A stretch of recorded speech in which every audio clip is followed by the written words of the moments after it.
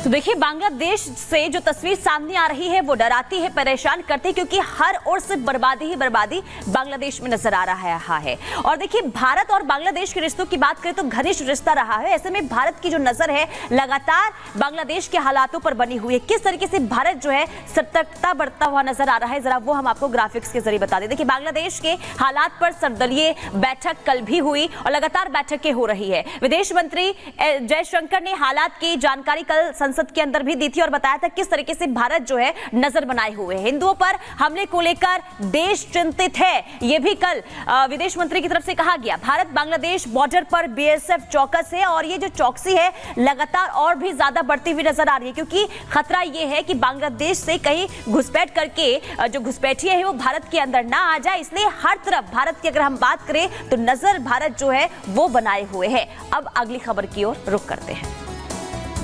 और देखिए, बांग्लादेश की बात करें तो कट्टरपंथी जो है बेलगाम हो चुके हैं। चारों तरफ अराजकता फैलाई जा रही है। कुछ तस्वीरें आपने देखी, दुकानों में तोड़फोड़, आगजनी, पुलिस पर हमला किया गया। लेकिन सबसे जो इम्पोर्टेंट है वो ये कि वहां पर अगर आप स्वतंत्रता सेनानियों के जो परिवार वालों को आरक्षण मिलता था उसके कोटा को खत्म करने के लिए प्रदर्शन कर रहे थे, लेकिन अब आप हिंदुओं को क्यों टारगेट कर रहे हैं? वहां पर हिंदुओं को निशाना बनाया जा रहा है, हिंदू मंदिर तोड़े जा रहे हैं, वहां पर हालात बहुत खराब है। आपको दिखाते हैं स्पेशल रिपोर्ट के जरिए कि आखिर क्यों हिंदुओं को टारगेट किया जा रहा है।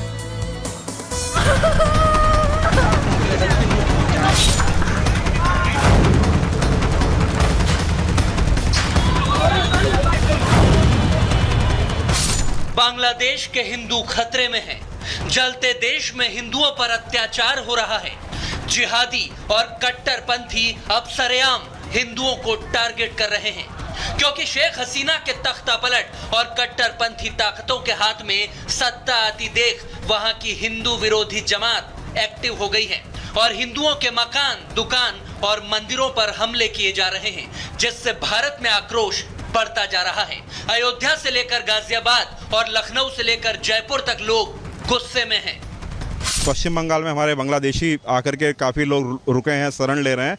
हमारा पूरा ये आप प्रयास करिए कि वो वहाँ पे किसी तरह उनको कोई नुकसान ना हो, और यदि कोई नुकसान होता है तो उनको हिंदुस्तान में ला करके उनको जगह दी जाए। वो हमारे हिंदू भाई जो वहाँ मेरे ख्याल से 9-10% ही अब बचे हैं। बांग्लादेश में वहाँ का प्रधानमंत्री ही नहीं सुरक्षित है, वो देश छोड़ के भाग आया, तो बाकी सब क्या सुरक्षित होंगे? हमारे यहाँ की जो सरकार है उसे चाहिए कि उस पर एक्शन ले और उसमें जो भी कार्यवाही हो सके उसे करे। मंदिरों को तोड़ना या हिंदुओं के ऊपर अत्याचार होना ये बड़ा ही दुर्भाग्यपूर्ण है। सबसे पहले तो मानव हित के जो हित होता है उसके लिए सोचना चाहिए, चाहे बांग्लादेश हो, हिंदू हो या हिंदुस्तान हो, अफगानिस्तान हो, पाकिस्तान, कोई उद्देश्य हो। सबसे पहले तो जो मानवता है, मानव की रक्षा होनी चाहिए।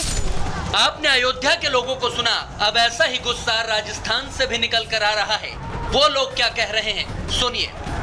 हिंदुस्तान की सरकार से प्रार्थना करूंगा कि जो भी नियमानुसार कार्रवाई करनी चाहिए और ऐसा वातावरण दबाव बनाना चाहिए कि हमारे हिंदुओं पर अत्याचार नहीं हो। हमारी संस्कृति के द्योतक, हमारे आस्था के स्थान जो मंदिर है, उनमें कोई नुकसान नहीं हो। कट्टरपंथी जो भी लोग होते हैं, कट्टरपंथ विचारधारा के कारण ही पाकिस्तान में भी डेमोक्रेसी खत्म हुई है, अफगानिस्तान में खत्म हुई है और अब बांग्लादेश में खत्म होगी। वो जो हिंदू बाहुल्य जिला था, सी एरिया था, कोस्टल एरिया था, वहाँ के आज हिंदुओं की कंडीशन देखेंगे तो वहाँ पर जो 99% हिंदू थे आज 15% पर 14% पर आ गए हैं। और लगातार ये कोई नई बात नहीं है। बांग्लादेश घुसपैठ की जहाँ तक बात करेंगे तो भारत में भी ये 10 करोड़ से ज़्यादा आए हैं। हिंदुस्तान को चिंता है पूरे बांग्लादेश की, लेकिन उपद्रवियों के निशाने पर सबसे ज्यादा हिंदू आबादी है। ऐसे में हिंदुओं की सुरक्षा के लिए पूरा देश चिंतित है, क्योंकि बांग्लादेश में कट्टरपंथियों के निशाने पर हिंदू आबादी आ चुकी है। वहां बांग्लादेश के करीब 27 जिलों में हिंदुओं पर हमले की खबरें सामने आई हैं।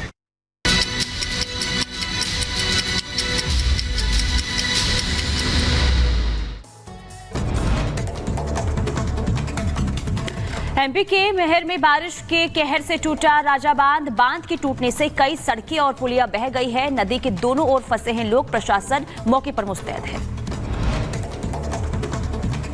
मुजफ्फरनगर में तेज रफ्तार बाइक अचानक बीच सड़क में फिसली, सीसीटीवी में कैद हुई तस्वीर, एक युवक के घायल होने की खबर।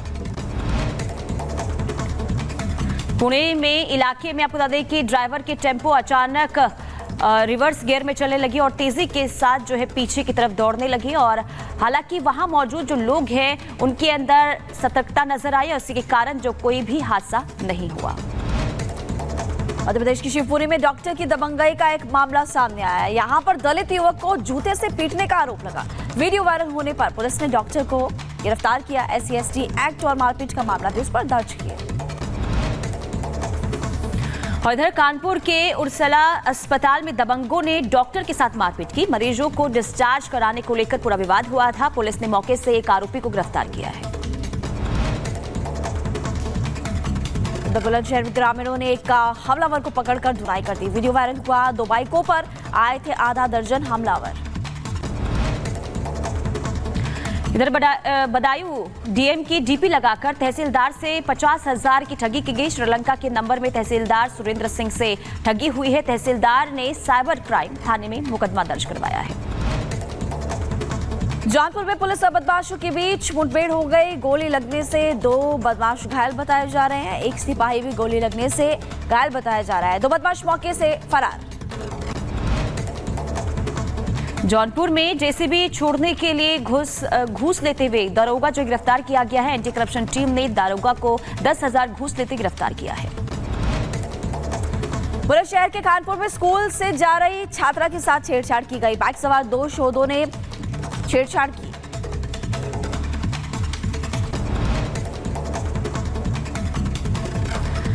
आगे बढ़ेंगे। इधर फिरोजाबाद में गैंगस्टर साजिद खान पर फिर से पुलिस का हंटर चला है। 37 लाख से ज्यादा संपत्ति कुर्क की गई है। इससे पहले साजिद खान की 2.5 करोड़ से ज्यादा की संपत्ति सीज की गई थी।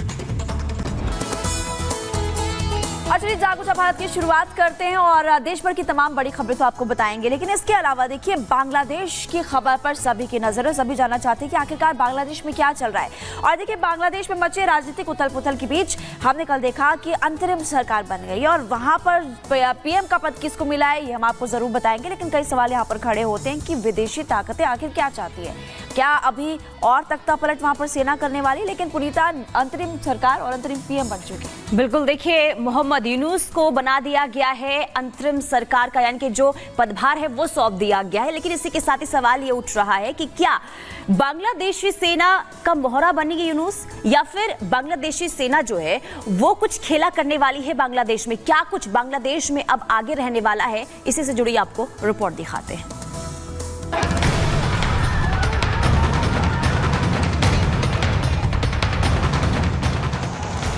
बांग्लादेश में कठपुतली सरकार बन गई। नोबेल पुरस्कार विजेता मोहम्मद यूनुस को बांग्लादेश में अंतरिम सरकार का नेतृत्व करने के लिए चुन लिया गया।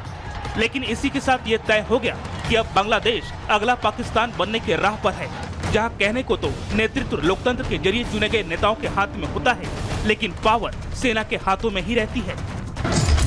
मोहम्मद यूनुस बांग्लादेश के अंतरिम PM। राष्ट्रपति मोहम्मद शहाबुद्दीन के नेतृत्व में फैसला। छात्र नेता मोहम्मद यूनुस के नाम पर राजी। तीनों सेना प्रमुख की मौजूदगी में मुहर। दावा किया जा रहा है कि बांग्लादेश की अंतरिम सरकार ने पूरे देश पर नियंत्रण कर लिया है और सेना ने बांग्लादेश की स्थिति को कंट्रोल भी कर लिया है। लेकिन सवाल है, जो सेना छात्रों को बांग्लादेश के PM हाउस में घुसने से रोक नहीं पाई, आखिरकार उसने एक ही दिन में देश में हालात उन पर नियंत्रण कैसे कर लिया। साफ है कि बांग्लादेश के सेना प्रमुख पर लगे आरोप बेबुनियाद नहीं है, जो उन पर वहां की पूर्व PM शेख हसीना और उनके परिवार की तरफ से लगाए जा रहे हैं। আপনারা যে বঙ্গবন্ধুর মেয়ে শেখ হাসিনার বিরুদ্ধে বলছেন, आज जो आप लोग बंगबंधु की बेटी शेख हसीना के खिलाफ बोल रहे हैं, आज शेख हसीना नहीं होती तो क्या बांग्लादेश इतनी ऊंचाई पर पहुंच पाता? असंभव। कोई सोच भी नहीं सकता जैसे बांग्लादेश ने तरक्की की है। शेख हसीना के बाद आपका क्या होगा ये आप जाने। ये मेरा और मेरे परिवार के लिए चिंता का सबब नहीं है, ये आप लोग खुद जाने। ये आंदोलन नहीं है, क्योंकि पुलिस की हत्या की जा रही है, निर्दोष लोगों को मारा जा रहा है, मकान जलाए जा रहे हैं, पत्रकारों की हत्या की जा रही है। ये उत्पात है। बांग्लादेश की हालत बेहतर हो, भारत यही चाहता है। लेकिन बांग्लादेश में जिस तरह से पिछले कुछ दिनों में राजनीतिक घटनाक्रम सामने आए हैं, वो भारत के लिए भी चिंता की बात है। हालांकि कहा जा रहा है कि मोहम्मद यूनुस को भले ही अभी बांग्लादेश में अंतरिम सरकार के नेतृत्व की जिम्मेदारी दी गई है, लेकिन चुनाव बाद PM की गद्दी पर वही बैठेगा जिसे बांग्लादेश की सेना का समर्थन हासिल होगा। क्योंकि कहा जा रहा है कि बांग्लादेश की सेना प्रमुख ही वो प्रमुख मोहरा है जो विदेशी ताकतों के साथ मिलकर इस वक्त बांग्लादेश की राजनीति को कंट्रोल कर रहे हैं।